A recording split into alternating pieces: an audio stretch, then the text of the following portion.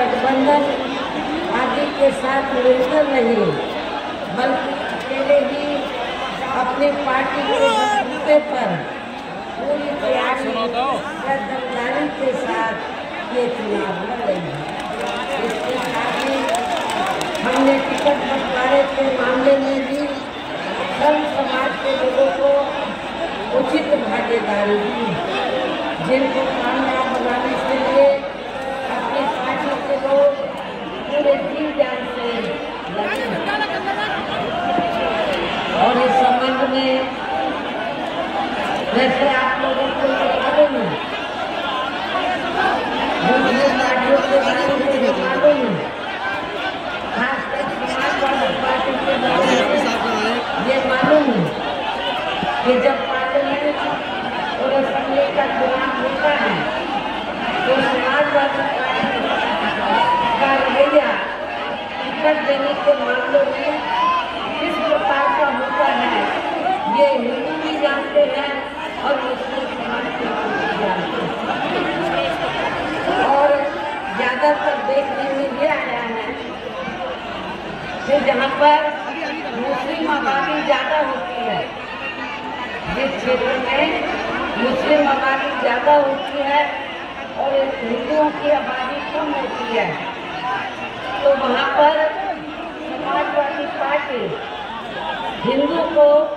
Ticket देती है। और जहाँ पर हिंदू आबादी ज्यादा है, मुस्लिम आबादी कम है, वहाँ पर मुस्लिम समाज को टिकट देती है। ये है चरित्र समाजवादी पार्टी की। आपका क्या ये बदायूं है या आंवला है? तो बदायूं में तो उन्होंने सपा ने ये तैयार किया है कि मुस्लिम आबादी चाहे तो कितनी भी ज्यादा क्यों ना हो, लेकिन चुनाव उनके परिवार से ही लड़ेगा, उनके बरादरी का ही लड़ेगा। और आंवला में जहाँ पर मुस्लिम आबादी ज्यादा है, वहाँ पर बीजेपी ने हिंदू को खड़ा किया, सपा ने भी हिंदू को खड़ा किया। लेकिन जब सपा को लगा कि दो हिंदू खड़े होने से बीएसपी का मुस्लिम कहीं चुनाव ना जीत जाए, तो समाजवादी पार्टी ने हमारे उम्मीदवार का ये कहना है कि तब फिर समाजवादी पार्टी ने हमारी पार्टी का भर्ती फार्म दे और डील लगाकर तो वहाँ पर एक हिंदू को खड़ा करा दिया, ताकि बीएसपी का जो उम्मीदवार है तो वो चुनाव के मैदान में। हालांकि इसके लिए जब मुझे जानकारी मिली, मेरा कोई प्रोग्राम था नहीं क्षेत्र में, तो हमने सही करके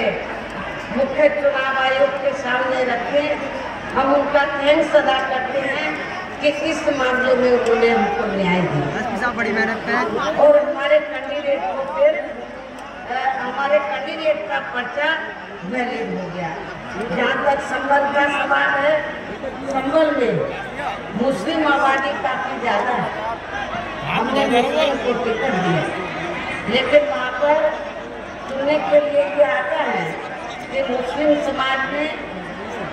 तुर्क और अपर कास्ट ये दो बड़ी जातियाँ हैं, लेकिन वहाँ पर जिनकी तादाद ज्यादा है उनको मौका नहीं मिलता है। लेकिन हमने संबल से इस बार उनको मौका दिया। तो ये सब मैं आप लोगों को बताना चाहती हूँ कि टिकट देने के मामले में हम किसी के साथ भी पक्षपात नहीं करते हैं। जिसकी जो भी भागीदारी बनती है हम उनको देते हैं। हालांकि आज यहाँ आपकी इकट्ठा हुई अपार भीड़, वह भीड़ के जबरदस्त जोश को भी देखकर अब मुझे भी ये काफी हद तक भरोसा हो गया है कि पिछली बार की तरह इस बार भी आप लोग अपने प्रदेश से या लोकसभा चुनाव में अपनी पार्टी का बेहतर रिजल्ट जरूर आए। इसके लिए हमने आपको बताना जो जरूरी बातों की तरफ दिलाना चाहती हूँ और इस संबंध में विशेषकर मैं कांग्रेस, बीजेपी व इनके अन्य सभी सहयोगी दलों के बारे में ये कहना चाहूँगी। आजादी के बाद शुरू में केंद्र प्रदेश कौन सा बोल है के हाथों में ही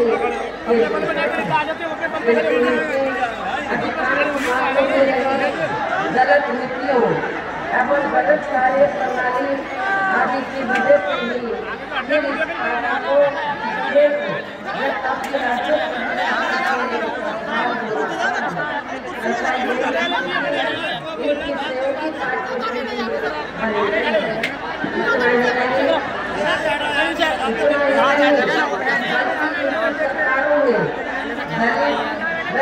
वर्गों की तथा इनके समस्या परम पूज्य बाबा साहब डॉक्टर अम्बेडकर की हर मामले में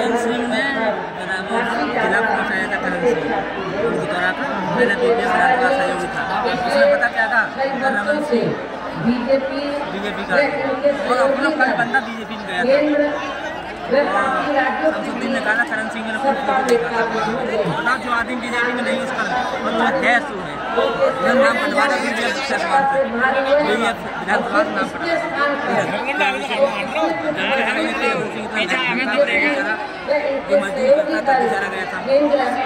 करण सिंह ने कहा था लेकिन इनकी भी जागरूक कर रही है कोई बात नहीं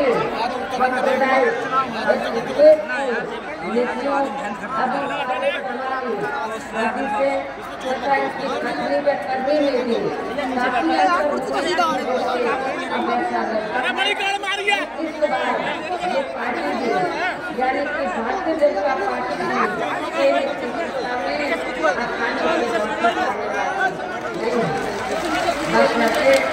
यदि ये चर्चा के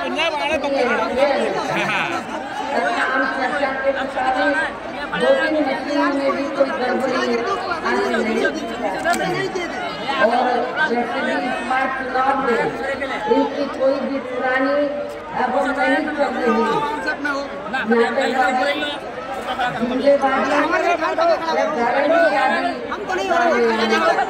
खड़ा करो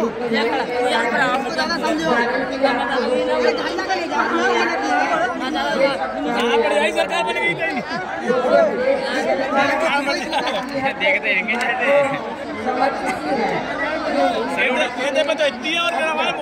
बनेगी सरकार तो कितनी होगी तो चला नहीं आ रही है ना अच्छे दिन दिखाने से असंख्य प्रलोभन भरे वायदे किए हैं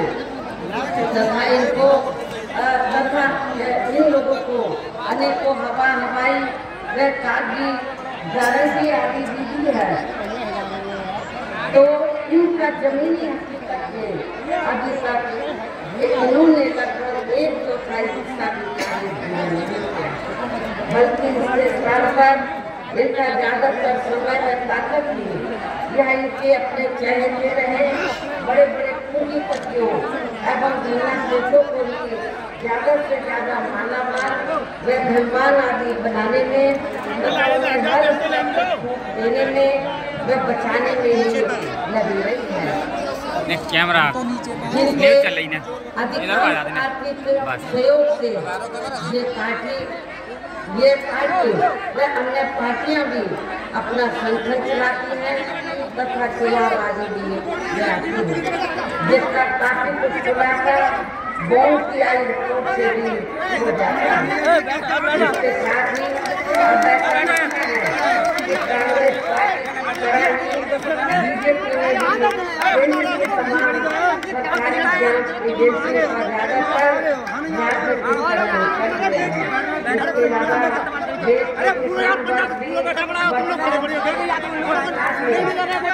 देश के किसान वर्ग भी अपने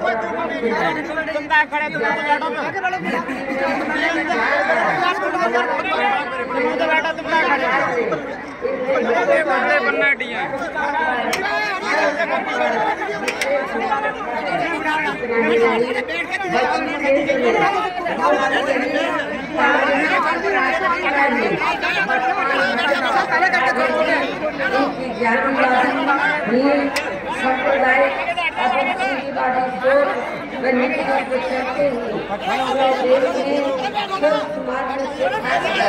गरीबों, दलितों, आदिवासियों, पिछड़े वर्गों, मुस्लिम एवं अन्य धार्मिक अल्पसंख्यक समाज के लोगों का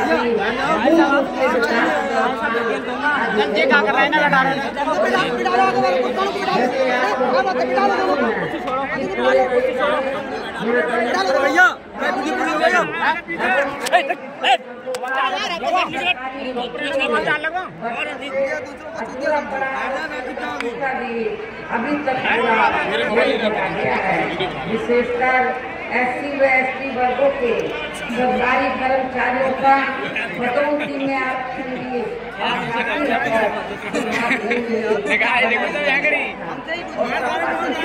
तो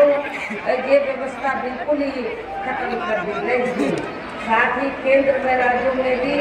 विरोधी पार्टियों की रही सरकारों ने इन सभी वर्गों को प्राइवेट सेक्टर में आरक्षण दिए जाने की व्यवस्था किए बिना ही अब प्राइवेट सेक्टर के जरिए ही इनके बड़े बड़े पूंजीपतियों व धनराशि को आदि को ही दिए जाने के कारण अभी इनको पूरे देश में आरक्षण का बहुत कम ही लाभ मिल पा रहा है। इसी प्रकार इनका अन्य और मामलों में भी आगे होना अभी तक भी बंद नहीं हुआ है। इसके साथ साथ मुस्लिम व अन्य धार्मिक अल्पसंख्यक समाज के लोगों की भी हालत हर स्तर पर या काफी ज्यादा खराब व दयनीय बनी हुई है, जिसका काफी कुछ खुलासा सचिव कमेटी की रिपोर्ट में भी किया गया है। इतना ही नहीं बल्कि पिछले कुछ वर्षों से केंद्र व अधिकांश राज्यों में भी बीजेपी व RSS की सरकारों के चलते हुए अब इनका विकास व उत्थान आदि होना भी काफी हद तक बंद हो गया है। आए दिन इनका खासकर हिंदुत्व की आड़ में हो रही जनजाति भी यहाँ काफी ज्यादा चरम सीमा पर पहुँच चुकी है। इसके साथ साथ अपर कास्ट समाज में से विशेषकर गरीब लोगों की भी हालत हमें कोई खास अच्छी नजर नहीं आती है। इनकी गलत कृषि नीतियों के कारण किसानों को भी आए दिन आंदोलित भी होना पड़ रहा है। साथ ही इनकी गलत आर्थिक नीतियों की वजह से देश की अर्थव्यवस्था पर भी इसका काफी बुरा प्रभाव पड़ रहा है, जिससे यह विशेषकर छोटे एवं मध्यम वर्गीय व्यापारी वर्ग भी काफी ज्यादा दुखी व परेशान है। और अब केंद्र में की गई सरकार वर्तमान भाजपा सरकार में भी यह पूरे देश में गरीबी, बेरोजगारी एवं महंगाई आदि भी लगातार काफी ज्यादा बढ़ रही है। देश में हर स्तर पर फैला भ्रष्टाचार भी अभी तक खत्म नहीं हुआ है। साथ ही अपने देश की सीमाएं अभी तक पूरी तरह से सुरक्षित नहीं है, ये भी बड़ी चिंता की बात है। ऐसे में अब आप लोगों को देश में हो रहे लोकसभा चुनाव में बीजेपी पार्टियों को भी सत्ता में आने से जरूर रोकना है। इनकी गलत नीतियों व गलत कार्य प्रणाली आदि को आप लोग काफी हद तक आजमा भी चुके हैं। ऐसी स्थिति में अब ये विरोधी पार्टियां इस चुनाव में भी किस्म किस्म के साम दाम दंड में सत्ता में आने की पूरी कोशिश में लगे, जिनसे अपनी पार्टी के लोगों को हर स्तर पर काफी ज्यादा सावधान रहना है। और इस मामले में विरोधी पार्टियां अपने अपने पक्ष में हवा बनाने के लिए खासकर मीडिया, ओपिनियन पोल व सर्वे आदि का जो बड़े पैमाने पर इस्तेमाल कर रही हैं, तो उनसे भी अपनी पार्टी के लोगों को बिल्कुल भी गुमराह नहीं होना है। इसके साथ ही विरोधी पार्टियों के विभिन्न रूपों में जारी किए गए इनके हवाई व प्रलोभन भरे चुनावी घोषणा पत्रों एवं वायदोवादी के मुकाबले में भी अपनी पार्टी के लोगों को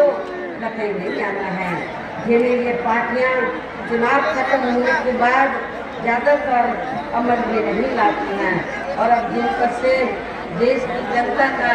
अधिकांश विश्वास ही उठ गया है, ये खास वजह है कि हमारी पार्टी किसी भी चुनाव में अपनी पार्टी का कोई भी चुनावी घोषणा पत्र आगे जारी नहीं करती है। वैसे भी हमारी पार्टी किसी भी मामले में कहने में बहुत कम बल्कि कार्य करके दिखाने में ही ज्यादा विश्वास रखती है। और इस बात का सबसे बड़ा सबूत यह है कि उत्तर प्रदेश में 4 बार हमारी पार्टी के नेतृत्व में रही सरकार ने चुनाव में अपनी पार्टी के बिना कोई जारी किए गए चुनावी घोषणा पत्र के ही प्रदेश व आम जनहित में काफी कुछ ऐतिहासिक कार्य करके दिखाए हैं, जिनकी अब देश में अधिकांश पार्टियों की सरकारें काफी नकल भी कर रही हैं। जबकि इस मामले में हमारी पार्टी का ये कहना है कि यदि इन पार्टियों के स्थान पर केंद्र में हमें अपनी पार्टी की सरकार बनाने का मौका मिलता है, तो तब फिर हमारे पार्टी की बनी सरकार केंद्र में जहाँ अब तक की रही सभी विरोधी पार्टियों की सरकारों की तरह तो केवल हवाई व कागजी कार्य नहीं करेगी, बल्कि उत्तर प्रदेश की तरह ही जमीनी हकीकत में ठोस कार्य करके दिखाएगी। और इस संदर्भ में खासकर मैं ये कहना चाहूँगी, केंद्र द्वारा देश में पिछले कुछ समय से अति गरीब परिवारों को अस्थायी तौर पर फ्री में जो थोड़ी सी खाद्य सामग्री दी जा रही है, तो उससे इनका स्थायी तौर पर भला होने वाला नहीं है। आप लोगों को मालूम है कि पिछले भारतीय जनता पार्टी की सरकार जो गरीब लोग हैं उनको थोड़ा सा राशन देकर तो उसके एवज से जब चुनाव होता है, चाहे असेंबली का हो या पार्लियामेंट का चुनाव हो रहा है,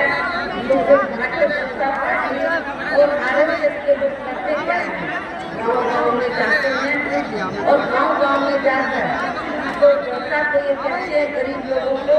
उनकी बस्तियों में जाकर कि भारतीय जनता पार्टी ने श्री नरेंद्र मोदी जी ने आप लोग वो ये कहते हैं कि खाने के लिए फ्री में मुफ्त में राशन दिया है, आपको इसलिए आपको देना चाहिए। लेकिन मैं अपने गरीब भाइयों को, बुजुर्गों को, माताओं बहनों को ये कहना चाहती हूँ, आपको इसके में नहीं आना है। जो भी फ्री में आपको थोड़ा बहुत राशन दिया जा रहा है, खाद्य सामग्री दी जा रही है, ये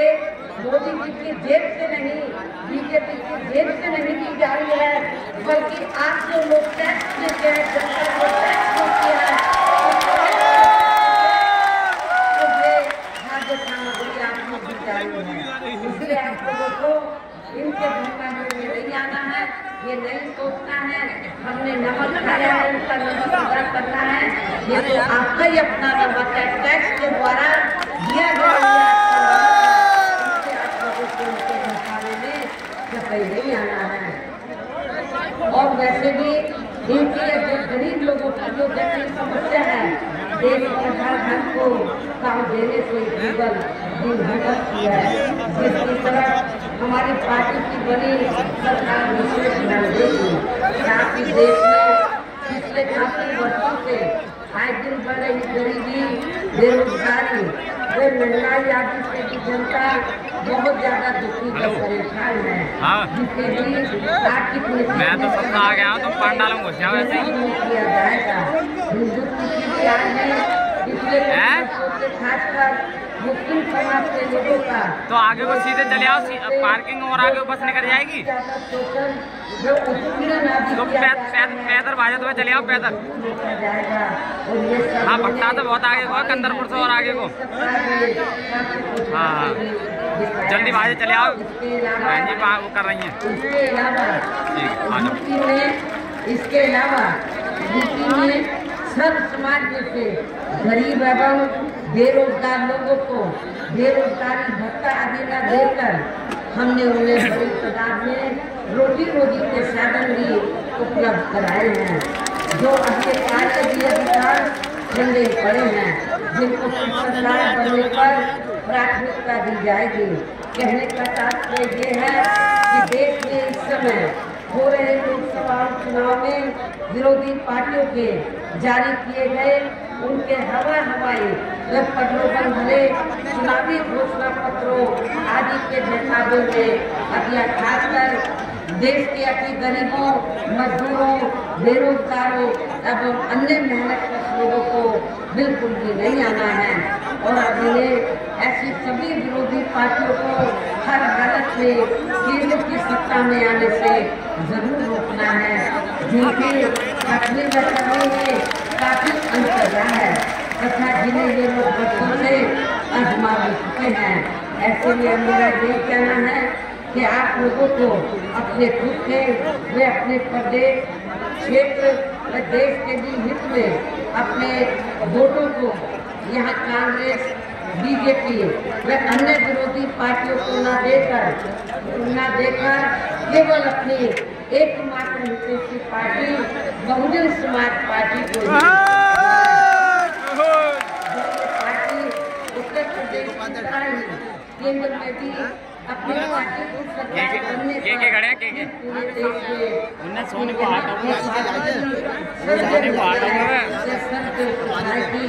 नीतियों पर आधारित सरकार चलाएगी। इसके साथ साथ केंद्र से जुड़ी आपके क्षेत्र की जो भी यहाँ स्थानीय समस्याएं होंगी तो उन्हें भी दूर करने का पूरा प्रयास किया जाएगा। साथ ही यहाँ गरीबों, मजदूरों, बेरोजगारों, कर्मचारियों, किसानों, छोटे व्यापारियों एवं अन्य मेहनतकश लोगों के हितों का भी विशेष ध्यान रखा जाएगा। सब समाज में दलितों, आदिवासियों, पिछड़े वर्गों, मुस्लिम अन्य धार्मिक अल्पसंख्यक समाज के लोगों के विकास एवं उत्थान के साथ हर स्तर पर इनकी सुरक्षा आदि के लिए भी सख्त कदम उठाए जाएंगे। और कभी फिर यहाँ वास्तव में अपने देश के महान संतों, गुरुओं में भी महापुरुषों में भी क्या कर रहे हो? पीछे और डाल रहे यार। अम्बेडकर एवं मान्यवर श्री कांची राम की आदि का क्या कर रहे हमारे पार्टी द्वारा हर स्तर पर पूरा माना गया है। देश में आपके ये कहना है कि हमारी पार्टी ने यहाँ जिनको भी चुनाव के मैदान में उतारा है अर्थात हमारी पार्टी ने बदायूं आपके बदायूं लोकसभा सुनो यार सुन दो श्री मुस्लिम लोकसभा की श्री आदिवासी को संबल लोकसभा की सीट से श्री को हमने चुनाव के मैदान में उतारा है। मेरी आप लोगों से जो अपील है कि बहुजन समाज पार्टी के उम्मीदवार आपके सामने चुनाव के मैदान में आपके सामने खड़े हैं, मंच पर मौजूद भी हैं, तो उन्हें आपको जरूर कामयाब बनाना है। जिसके लिए यहाँ पार्टी के सभी करके छोटे बड़े पदाधिकारी कार्यकर्तागण पूरे लगे हैं। और अब अंत में मेरा यही कहना है कि आप लोगों को वोट करने वाले दिन यहाँ बीएसपी के अपने सभी इन लोकसभा उम्मीदवारों को अपनी पार्टी का जो चुनाव की हाथी है हाथी के सामने वाले अपनी पार्टी के इन तीनों प्रत्याशियों को विकास के अंतर से जरूर जिताना है। इस खास अपील के साथ ही अब मैं अपनी बात यही समाप्त करती हूँ। जय भीम जय भारत।